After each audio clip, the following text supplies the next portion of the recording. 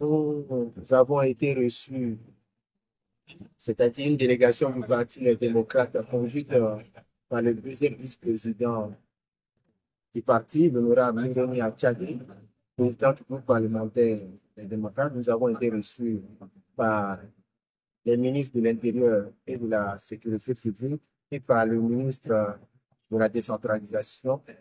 Et cette séance qui nous a été accordée avait pour objet de se pencher sur les multiples interdictions dont le Parti des démocrates fait l'objet sur toute l'étendue du territoire.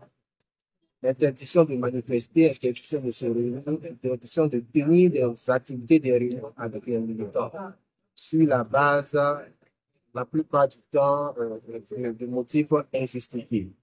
Donc, cette réunion, cette séance qui s'est tenue en plus de 2 heures de temps, nous a permis de poser le problème de manière beaucoup plus précise et expliquer aux différents ministres qui nous ont donné la parole et qui étaient assistés de leurs collaborateurs toutes les difficultés, les peines du monde que le Parti des démocrates a pour se réunir alors que c'est un parti qui est régulièrement constitué et qui a des députés à l'Assemblée nationale. Alors, au terme de cette séance qui a duré plus de 2 heures selon moi, les ministres en question ont dit qu'ils nous ont compris.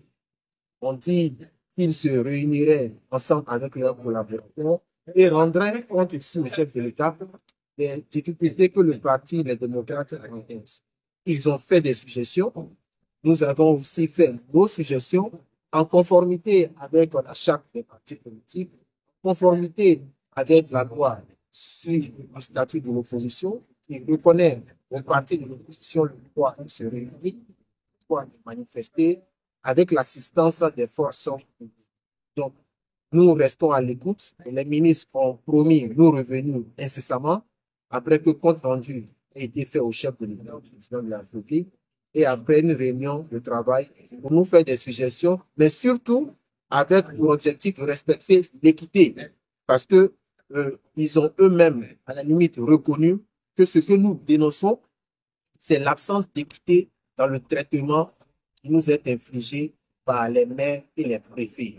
Et nous avons estimé que si l'équité doit être respectée, il ne faudrait pas que la loi soit violée. Parce que le parti politique, les démocrates, est un parti qui n'a jamais été auteur de troubles à l'ordre public.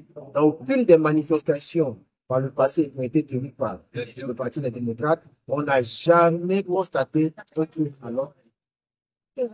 Il n'est pas possible aujourd'hui d'interdire au Parti des démocrates le droit de se réunir sous quelque prétexte que ce soit, si ce n'est pas celui de trouble à l'ordre public qui n'a jamais existé par le passé. Nous avons compris aussi les raisons sécuritaires parce qu'il a été aussi avancé le motif des raisons sécuritaires et que la sécurité du pays étant menacée aux différentes frontières, ce qui justifiait la présence des forces républicaines et de police un peu partout et donc faisait que ces policiers-là n'étaient pas surtout disponibles pour apporter leur contribution à la sécurisation des sites. Nous avons estimé que si cela était aussi une cause de refus pour les autres parties de la mouvance, on comprendrait. Mais on ne peut pas nous interdire de nous réunir et accorder dans le même temps le droit aux partis de la mouvance de se réunir si effectivement le motif de l'absence d'éléments de la police qui sont beaucoup plus mobilisés aux frontières est posé. Donc, c'est le problème d'équité qui a été avancé et nous sommes confiants que le Parti des démocrates pourra vaincre la résistance des maires et préfets qui agissent de manière discriminatoire et arbitraire.